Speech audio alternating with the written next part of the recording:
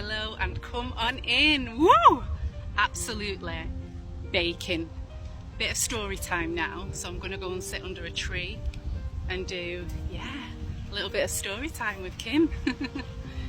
This is reflecting on my own personal journey, so it's bits of my story. But let me get under this tree because it's hot.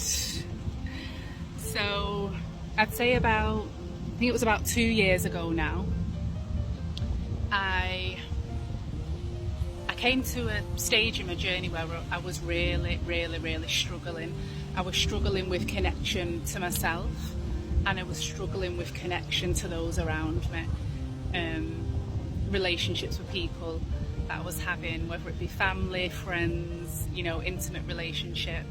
I was really struggling to form trust and connection and know that it was real, and understand that I was in a relationship with this person, or it was a friendship with this person, or this family member does really love and admire you.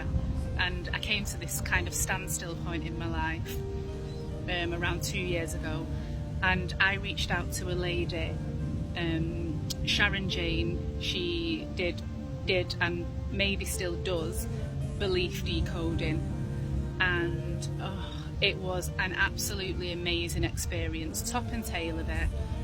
We had this in-depth conversation about the fears that I have and the beliefs, my belief system, and how it works and how I kind of regulate my emotions.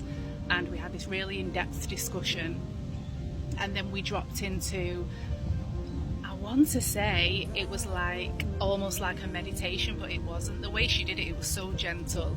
And Sharon Jane, absolutely amazing at what you did for me that day.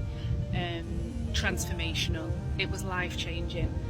And we dropped into a state of,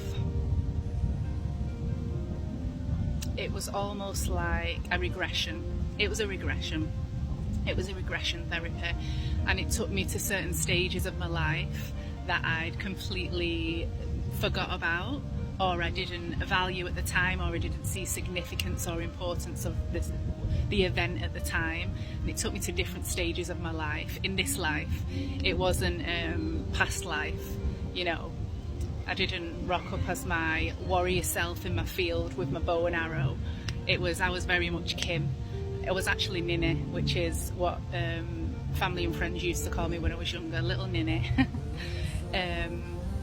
And by the end of the session, I went into the session with the idea of, I don't really know if I trust, and I don't know how to trust, and how much do you give to someone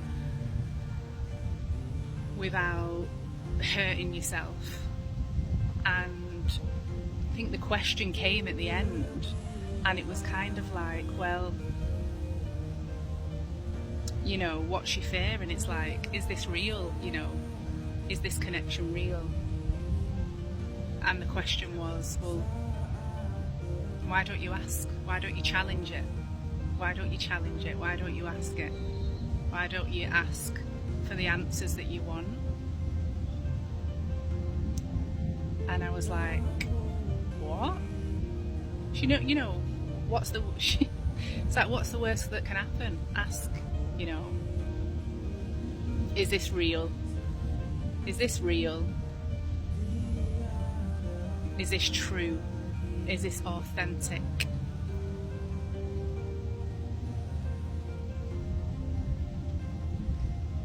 And I began to ask the questions. I began to ask the questions to people in my life, but I began to ask the questions to myself, and I was getting the answers.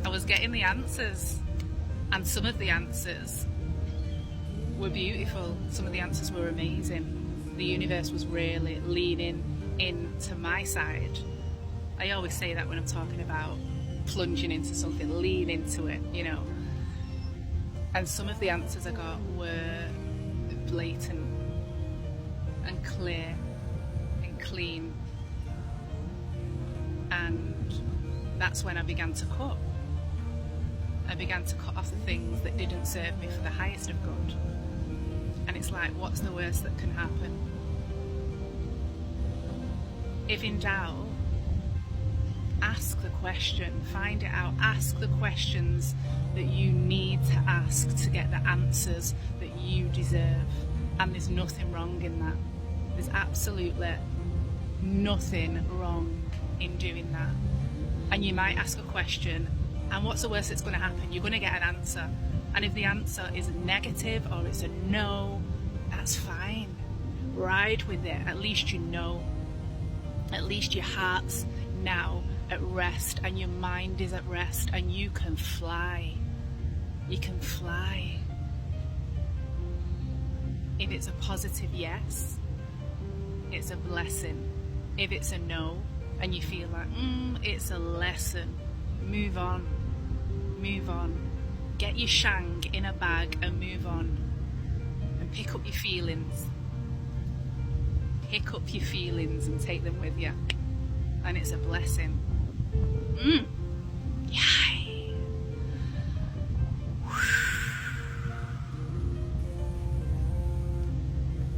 And I think at that stage in life as well, it was like I was doing a lot of soul searching. It was like, who am I? You know, what do I want to, you know, how would I describe myself?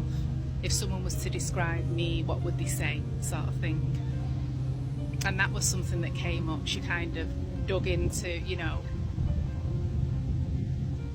this was what she said, along the lines of, do you think of an actress that you admire? And I was like, I don't really, can't think. And she said, think of a singer, Lauryn Hill. Boom, straight away. Lauryn Hill. And she said, why? And I said, because she's just authentic. She's badass. She's real. She's raw. You know, she tells the truth. She has no fear and she speaks without fear of judgment. That's why and she said, because that's who you aspire to be. That's who you are. That's who you are. The people that you admire around you is because you've got that within you, ready to just go. And I can sit here and I can say, I'm authentic, I'm badass, I'm real, I'm trustworthy, you know, I'm raw. And I can say it, and I'm fucking amazing.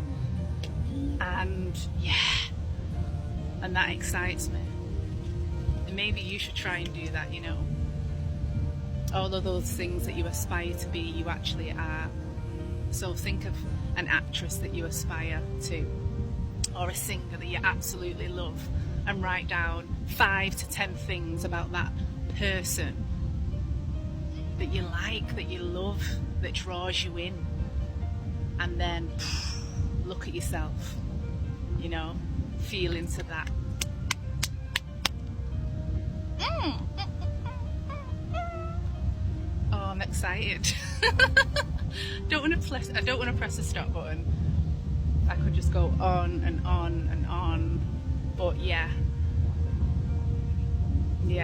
just shedding some light on that, you know, transition, transformation. It's a beautiful thing. It can be painful, it can be trying, it can be challenging, you know, and not everybody has to understand.